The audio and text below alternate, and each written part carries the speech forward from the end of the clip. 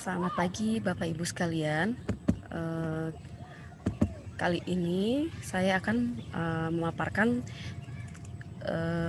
ringkasan atau tugas dari workshop pelatihan keterampilan dasar teknik instruksional atau PKRTI, yang dimana materi ini yaitu dibawakan oleh Dr. Syihabuddin Said, MSI, dengan topik teori belajar dan motivasi belajar. Sebelum kita bahas lebih dalam apa itu teori belajar dan motivasi belajar, kita harus pahami terlebih dahulu apa tujuan dari dipelajarinya materi ini.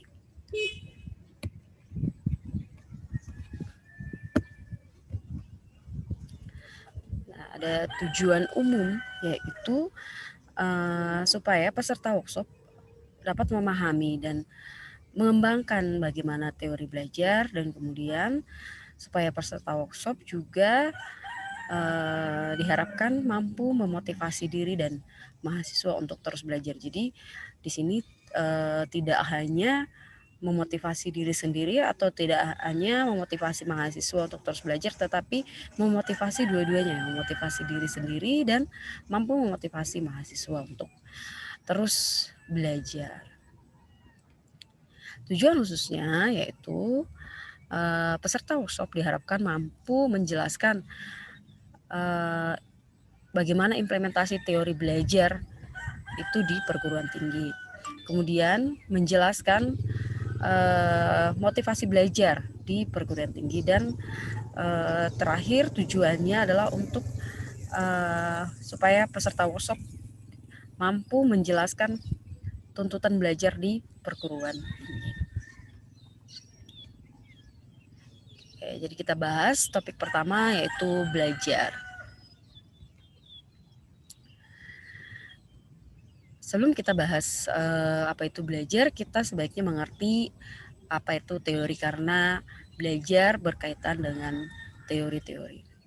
Jadi secara umum teori adalah analisis hubungan antara fakta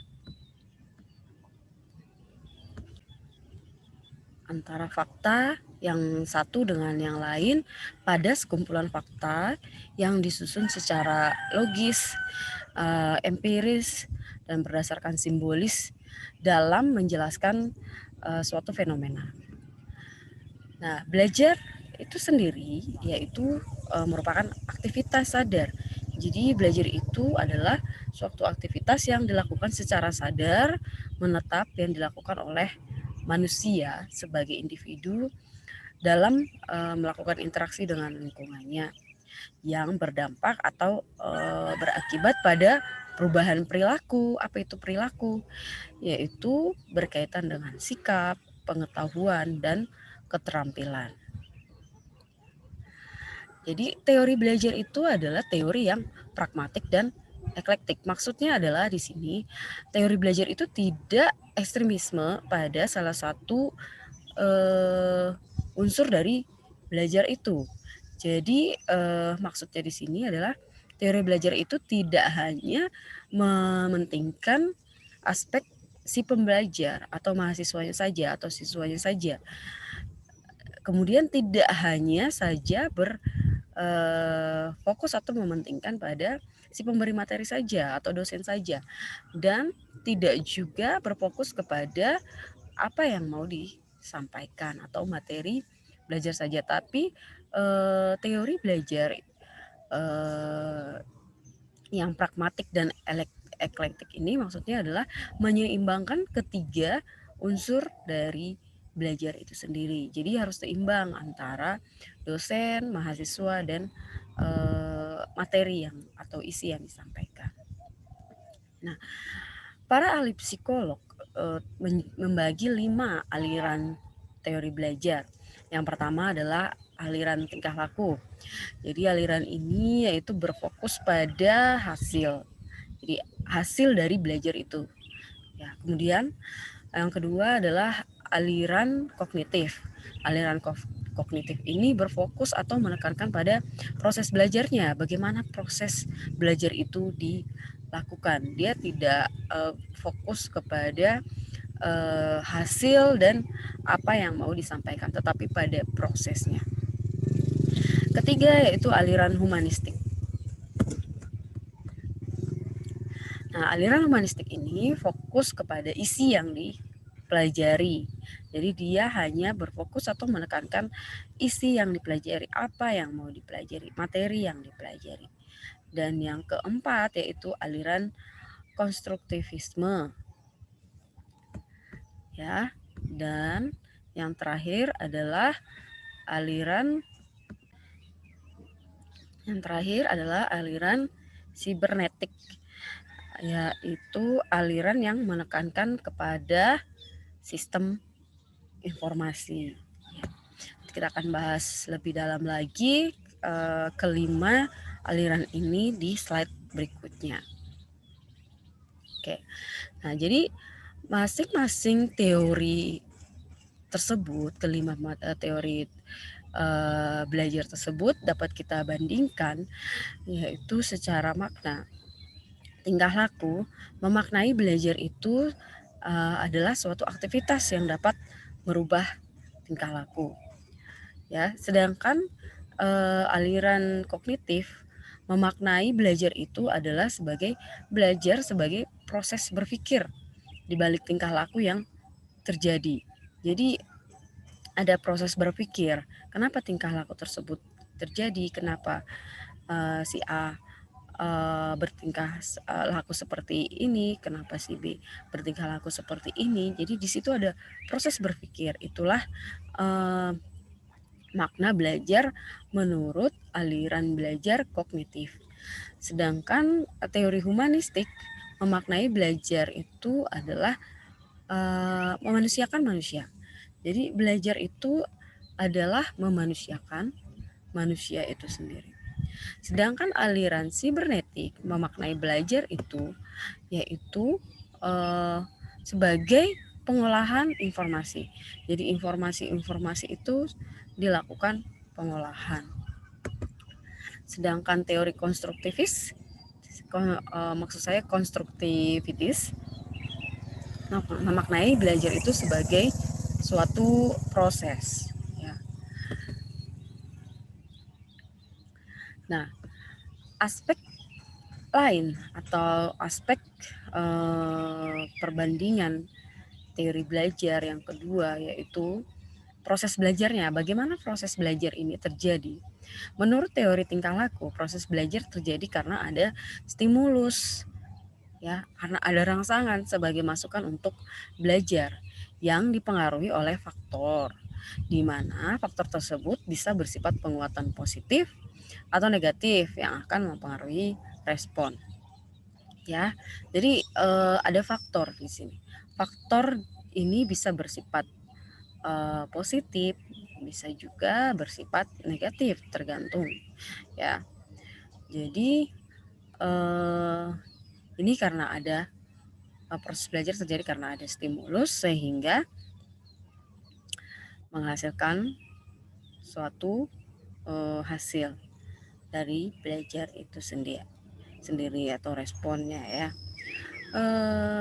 Tokoh pada teori belajar tingkah laku ini yaitu Clark, Hull, dan Watson, dan ada lagi yang tokoh yang lain sebenarnya. Kemudian proses belajar pada teori kognitif yaitu terjadi. Jadi proses belajar terjadi atau belajar itu terjadi karena ditentukan oleh bagaimana cara mengatur materi pembelajaran. Jadi proses belajar terjadi karena ada cara mengatur materi pembelajaran.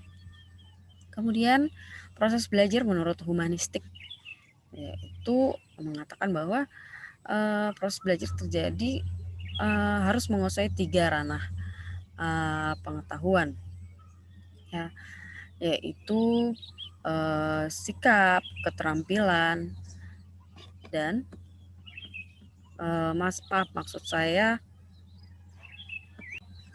3 ranah tersebut yaitu ranah kognitif, saya ulangi, Ranah tersebut yaitu ranah kognitif, psikomotor, dan afektif. Tokoh pada teori humanistik ini yaitu Bloom, Kolb, dan Hani. Nah, di mana ketiga ranah ini mempunyai tingkatannya masing-masing. Tingkatan kognitif ada 6, yaitu pengetahuan. Ini berkaitan dengan mengingat, bagaimana menghafal.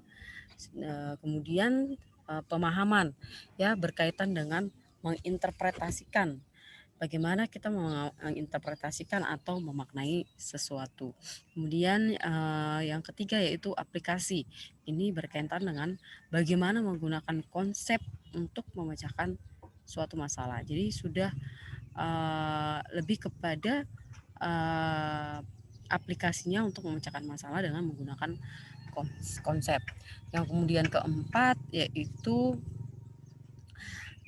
menganalisis, yaitu menjabarkan suatu konsep. Dan yang kelima yaitu sintesis, menggabungkan bagian-bagian konsep menjadi suatu konsep yang utuh, ya, sudah mensintesis. Kemudian evaluasi, ini berkaitan dengan pengetahuan membandingkan nilai-nilai, ide-ide, dan metode-metode. Nah, sedangkan ranah psikomotor dibagi menjadi 5 tingkatan. Yang pertama yaitu peniruan, yaitu bagaimana menirukan gerak. Kemudian 2, menggunakan konsep untuk melakukan gerak. Jadi melakukan gerak dengan konsep, ya. Kemudian ketiga, ketepatan, melakukan gerak dengan benar. Yang keempat yaitu perangkaian, yaitu melakukan beberapa gerakan sekaligus dengan benar. Yang kelima yaitu naturalisasi, yaitu menggerakkan secara wajar, ya. Jadi gerakan sudah terbiasa, sudah seperti natural, ya. Kemudian ranah ketiga yaitu ranah afektif. Ini juga dibagi menjadi 5 tingkatan, yaitu yang pertama pengenalan, yaitu seperti yang berkaitan dengan penerimaan, sadar karena adanya sesuatu. Kemudian merespon, aktif berpartisipasi, ya, dalam proses belajar, ya, sudah aktif, sudah memberikan respon. Misalnya dosen menjelaskan sesuatu, misalnya materi, kemudian mahasiswanya memberikan respon atau bertanya atau ikut memberikan sanggahan, misalnya, ya, aktif. Kemudian 3, penghargaan, menerima nilai-nilai, ya. Keempat yaitu pengorganisasian, di mana ini berkaitan dengan menghubungkan 2 nilai yang dipercaya. Dan yang kelima yaitu pengamalan, ini berkaitan dengan menjadikan nilai-nilai sebagai bagian pada pola hidup. Jadi sudah mengamalkan nilai-nilai tersebut dalam kegiatan sehari-hari menjadi pola hidup, ya. Kemudian menurut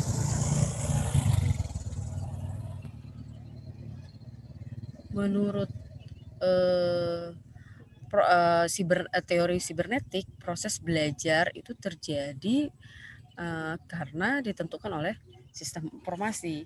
Ya, bagaimana sistem informasi itu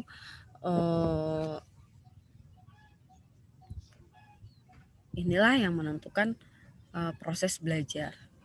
Kemudian teori konstruktivitis, yaitu mengatakan bahwa proses belajar seluruhnya berasal dari lingkungan sosial. Jadi apa saja yang berada di lingkungan sosial seseorang itu bisa dijadikan sebagai proses belajar, ya. Kemudian kekuatan. Nah, kekuatan dari teori tingkah laku ini adalah baik stimulus sebagai masukan dan respon sebagai luaran dapat diamati. Ya, ini kelebihannya atau kekuatan dari teori tingkah laku, dan ada juga kelemahannya. Jadi masing-masing teori ini ada kekuatan dan kelemahannya masing-masing. Sedangkan kelemahan dari teori tingkah laku adalah teori ini tidak mampu menjelaskan proses belajar yang kompleks, dan tidak semua hasil belajar juga dapat diamati dan diukur hasilnya. Nah, kekuatan atau kelebihan dari teori kognitif yaitu pembelajar bisa menjadi aktif. Nah, tapi kelemahannya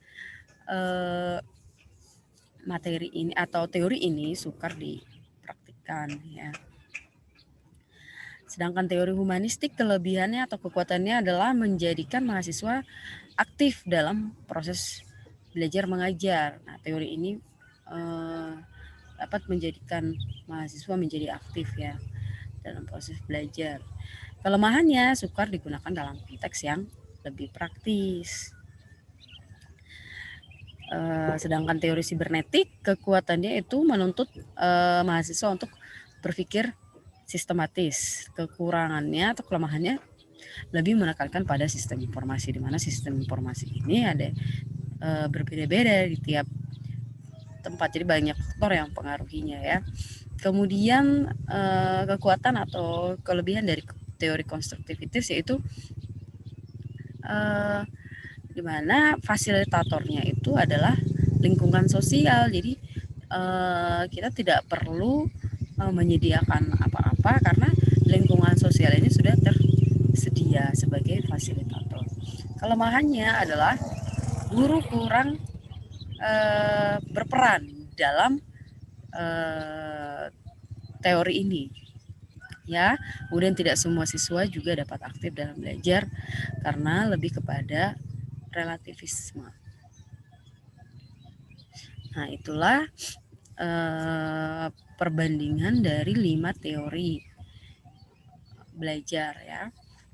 Nah, teori belajar dan penerapannya. Bagaimana teori belajar ini dan penerapannya. Nah, jadi teori belajar ini dipengaruhi oleh beberapa hal. Yang pertama itu gambaran dari belajar itu sendiri dan apa asumsi dasar belajar ya, pemahaman dasar dari teori belajar itu apa, itu juga mempengaruhi ya. Kemudian bagaimana seseorang mendefinisikan belajar dan apa tujuan seseorang itu belajar juga itu mempengaruhi teori belajar ya. Dan teori belajar ini juga mempunyai kelebihan kekurangannya ya, yang dimana mempengaruhi kesemuanya ini mempengaruhi teori belajar yang dipilih. Nah, kemudian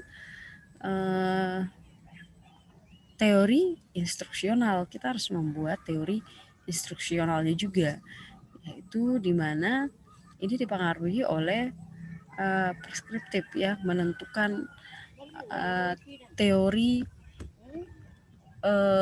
instruksional. Bagaimana menentukan teori instruksional?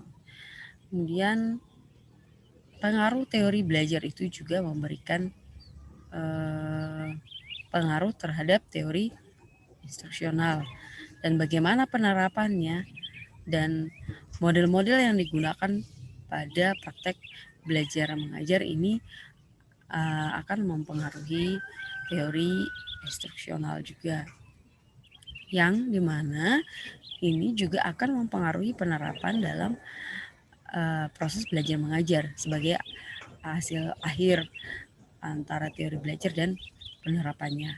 Jadi ini juga tergantung pada kenyataan kondisi sebenarnya dan pengaruh dari teori belajar. Kemudian dipengaruhi juga bagaimana keterampilan mengajar dari dosen itu sendiri dan langkah rinci atau langkah-langkah rinci dari penerapan belajar, proses belajar mengajar. Nah, ini semua akan mempengaruhi penerapan proses belajar dan mengajar. Ada 5 prinsip pembelajar secara teoritis psikologis ya. Yang pertama adalah faktor kognitif, kemudian ada faktor afektif, faktor perkembangan, kemudian faktor pribadi dan sosial, dan faktor perbedaan antara individual. Faktor kognitif ini di mana tingkat pengetahuan. Faktor kognitif ini yang menggambarkan peserta didik berpikir dan mengingat serta menggambarkan faktor-faktor yang terlibat dalam proses pembentukan makna. Sedangkan faktor afektif yaitu menggambarkan bagaimana keyakinan, emosi, dan motivasi yang mempengaruhi cara seseorang menerima pembelajaran. Kemudian faktor perkembangan ini juga ini berkaitan dengan usia, perkembangan usia ya. Kemudian faktor pribadi dan sosial ini juga berpengaruhi menjadi faktor yang salah satu faktor prinsip pembelajaran. Dan ini kita jelaskan satu-satu. Faktor metakognitif dan kognitif itu ada 4 prinsip. Nah, prinsip pertama itu dasar proses untuk mencapai tujuan yang bermakna. Yang kedua yaitu prinsip kedua tujuan proses pembelajaran. Yang ketiga, prinsip ketiga pembentukan pengetahuan. Prinsip keempat yaitu pemikiran tingkat tinggi. Faktor afektif yaitu prinsip kelima, yaitu pengaruh motivasi dalam belajar. Jadi belajar itu dipengaruhi oleh motivasi. Prinsip keenam, motivasi intrinsik untuk belajar. Ini dimana kita tahu ada motivasi intrinsik dan ekstrinsik. Kemudian prinsip ketujuh yaitu karakteristik pembelajaran yang meningkatkan motivasi. Faktor perkembangan itu prinsip ke-8 yaitu kendala dan peluang perkembangan. Faktor personal dan sosial ini memiliki prinsip juga. Prinsip ke-9 yaitu keberagaman sosial dan budaya. Prinsip ke-10 yaitu hubungan antar individu. Kemudian faktor perkembangan, prinsip 11 yaitu pembelajaran individual dalam pembelajaran. Prinsip ke-12 yaitu filter kognitif. Penutup dari teori belajar pada psikologi, pendidikan, komunikasi, dan kajian lainnya.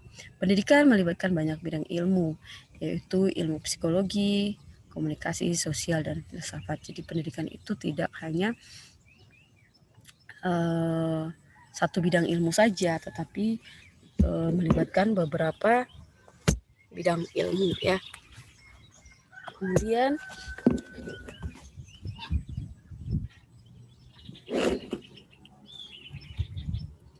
semua jenis cara belajar tidak ada yang ideal untuk segala situasi. Jadi karena masing-masing ada kelemahan dan kelebihannya, tergantung bagaimana kita mau memadukan ya. Nah, kita masuk ke materi kedua yaitu motivasi belajar.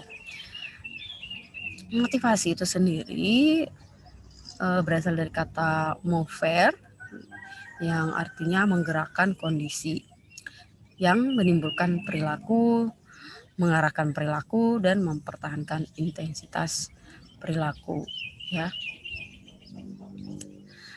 Artian motivasi yaitu kekuatan atau energi seseorang yang dapat menimbulkan persistensi dan antusiasmenya dalam melaksanakan suatu kegiatan, baik yang bersumber dari dalam diri atau yang disebut motivasi intrinsik itu sendiri dan maupun dari luar individu atau motivasi ekstrinsi. Analisis hasil kerja yang rendah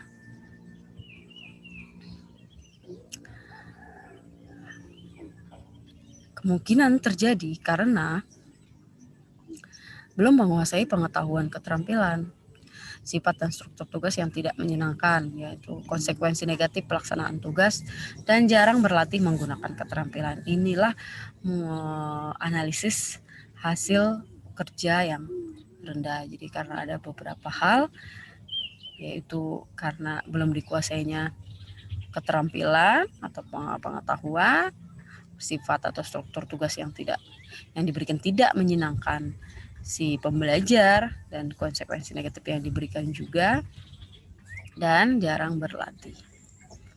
Jadi harus sering berlatih. Nah, teori motivasi itu ada beberapa ya yang dikemukakan oleh para ahli. Yang pertama, teori kepuasan yang dikemukakan oleh Abraham Maslow. Jadi di mana Abraham Maslow menjelaskan atau membagi bahwa manusia memiliki hierarki kebutuhan, ya, di mana hierarki tersebut yaitu fisiologi, kebutuhan keselamatan, kebutuhan sosialisasi, kebutuhan penghargaan, dan aktualisasi. Di mana kebutuhan ini juga tidak secara bertingkat. Kebutuhan, misalnya kebutuhan fisiologi, sembari memenuhi kebutuhan fisiologi, manusia juga hendak ingin memenuhi kebutuhan keselamatannya, sehingga tercapai kepuasan. Nah, teori kebutuhan menurut pakar Frederick Herzberg yaitu membagi dua faktor motivasi. Ini dikenal dengan teori dua faktor, di mana manusia ada yang tidak puas dan ada yang puas. Ini jika motivasinya kuat, maka dapat berdampak pada kepuasan. Tetapi jika motivasinya rendah, dapat berakibat tidak puas. Yang ketiga, teori kebutuhan menurut David C. McClellan. Nah, teori ini berhubungan dengan konsep belajar, yaitu ada 3 kebutuhan yang diperoleh dari kebudayaan, yaitu prestasi, di mana manusia akan mencapai termotivasi karena adanya prestasi, ya. Ini karena ada kebutuhan prestasi, ingin mencapai prestasi, kemudian ingin memperoleh afiliasi, kerjasama, atau bergabung dengan hal-hal lain mungkin. Kemudian ingin memperoleh power. Ya, ini yang membuat manusia termotivasi. Keempat, teori keadilan yang dikemukakan oleh Victor H. Fromm. Jadi di mana bawaan selalu membandingkan antara usaha dan imbalan yang mereka terima dengan usaha serta imbalan yang terima oleh orang lain. Jadi manusia itu akan merasa termotivasi jika diperlakukan dengan adil, tidak dibeda-bedakan. Fungsi motivasi belajar itu sendiri adalah sebagai pendorong untuk berbuat sesuatu, ya, dari setiap aktivitas yang dilakukan. Jadi motivasi ini membuat seseorang untuk mendorong untuk berbuat sesuatu. Misalnya kita mau belajar, motivasinya apa, ya, ada motivasi sehingga kita belajar lebih giat. Kemudian menentukan arah perbuatan. Kenapa saya harus belajar? Jadi ada arahnya. Kemudian menyeleksi perbuatan. Belajar apa yang harus saya pelajari, ya. Kemudian mendorong untuk mencapai prestasi. Jadi motivasi ini juga berfungsi untuk mendorong untuk mencapai prestasi, ya. Nah, bagaimana cara menemukan motivasi belajar? Yang pertama, berikan angka. Jadi mahasiswa itu akan senang diberi angka terhadap aktivitas atau tugas-tugas yang diberikan. Berikan hadiah yang sesuai. Kemudian adanya kompetisi, ya setiap mahasiswa akan termotivasi karena adanya kompetisi di antara mahasiswa. Kemudian ego involvement ini juga berkaitan dengan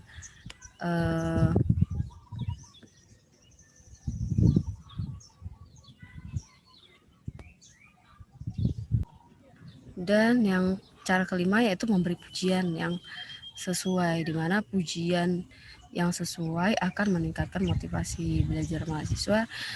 Jadi kita harus memberikan pujian sesuai dengan prestasi yang dicapai oleh mahasiswa, jangan berlebihan juga. Oke. Strategi merangsang minat dan perhatian mahasiswa. Kita harus sebagai dosen juga harus bisa merangsang minat dan perhatian mahasiswa dengan cara menggunakan tujuan instruksional yang bervariasi, jangan monoton ya. Kemudian menggunakan variasi media, misalnya menggunakan laptop atau menggunakan media belajar misalnya animasi atau aplikasi-aplikasi yang terkini ya, supaya merangsang minat dan perhatian mahasiswa. Kemudian menggunakan humor sesuai kondisi jika tepat, jika memungkinkan. Jadi supaya suasana belajar juga tidak tegang ya. Kemudian menggunakan peristiwa nyata sebagai contoh. Misalnya ada peristiwa misalnya sedang menyampaikan materi terkait bencana ya,